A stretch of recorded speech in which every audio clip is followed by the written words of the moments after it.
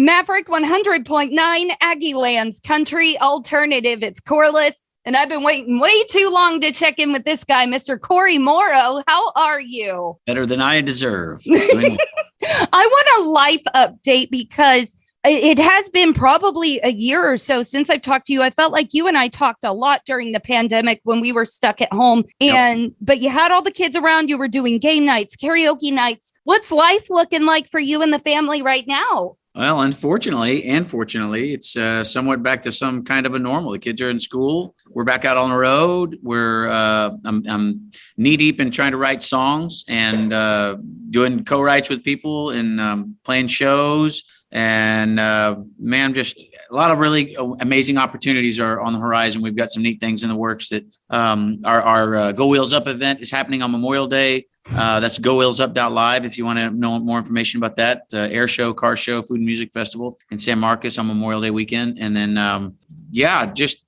life is good. You know, we're working and playing and getting to hang out with people. And it's sort of like somewhat back to normal. The only time it doesn't feel normal is when I'm on an airplane and I gotta put a mask on. Yeah. Some things are kind of normal, and then you go over here and it makes you remember that, oh, maybe it's not.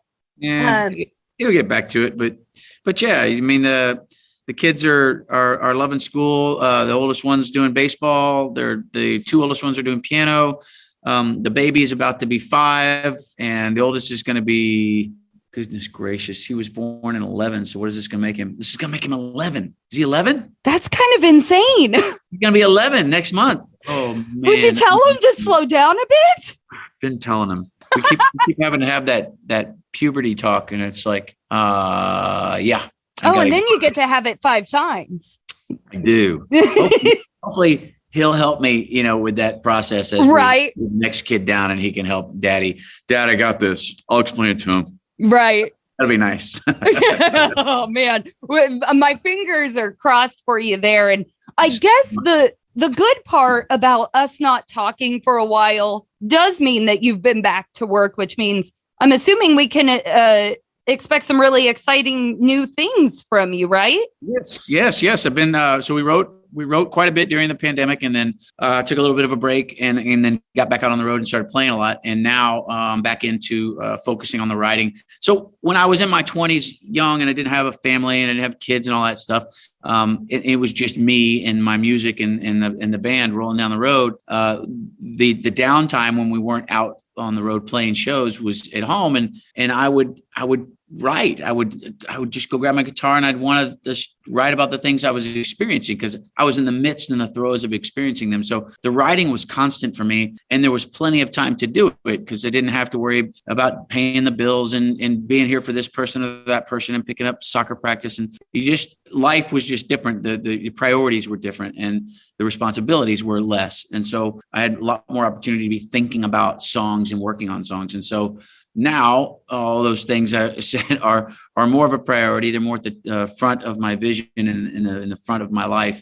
And so I have to schedule more time to write. And so there's all kinds of stuff that's constantly going through my head, and I'm writing things down, but I'm not spending as much time during my off time to actually sit and compose a song, because as you've seen by the Zoom videos that we've done, whenever I try to sit down in the house, they just jump on me. They think they think when I sit on the couch or on the ground that means Daddy is now immediately turned into a jungle gym. I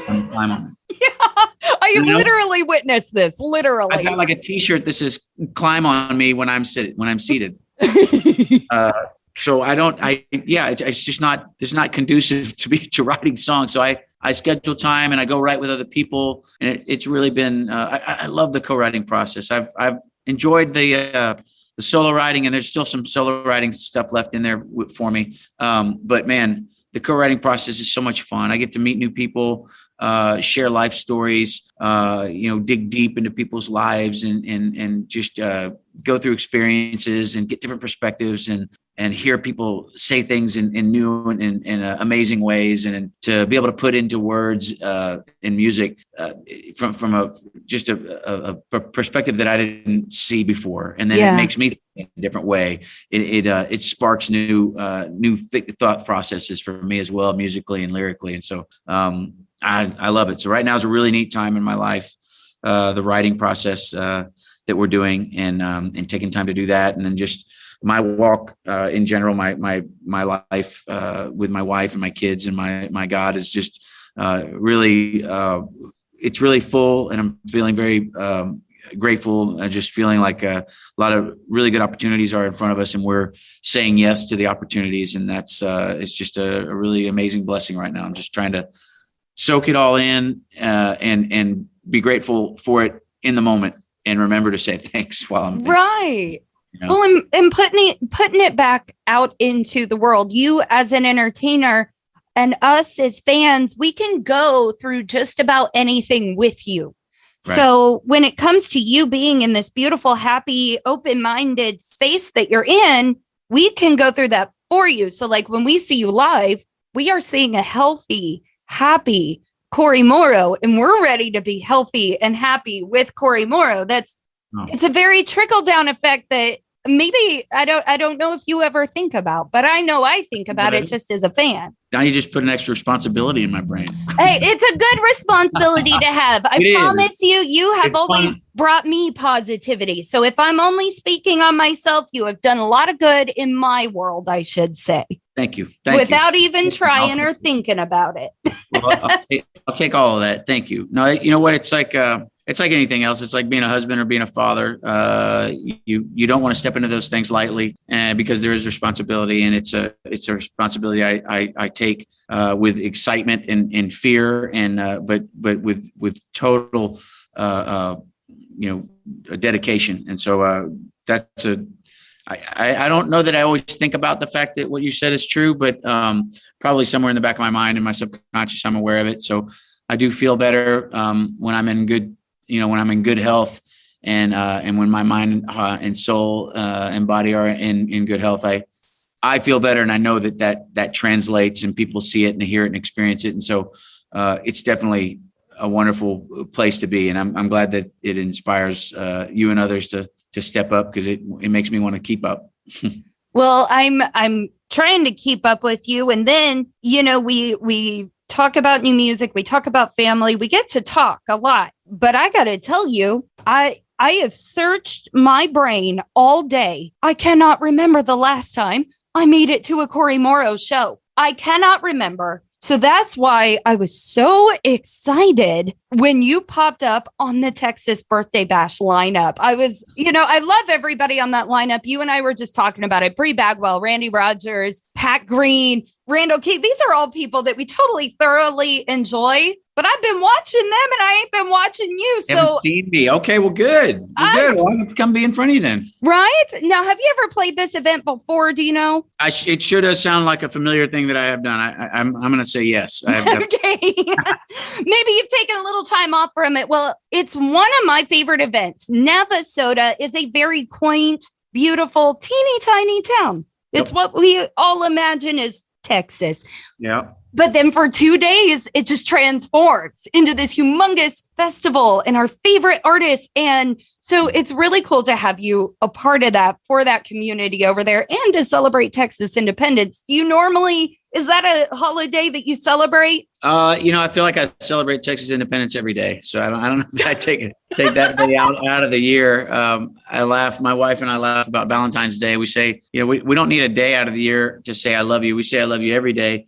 Maybe that should be the day that we don't say I love you. That was our joke. That's obviously. And I guess, we could totally make the same call about Texas independence, huh? Every day is Texas Independence Day. Now, I've definitely done it before. I remember specifically doing one down in Concan, Texas, before it became a location as a venue. We went down there with Chris Wall, and we played on this just concrete slab, and we put two poles up and put some speakers on the poles, and we just started playing. And people people that lived there and that were on vacation there were kind of looking up like, what's going on down there? There's congregating. Yeah, congregating. So yeah.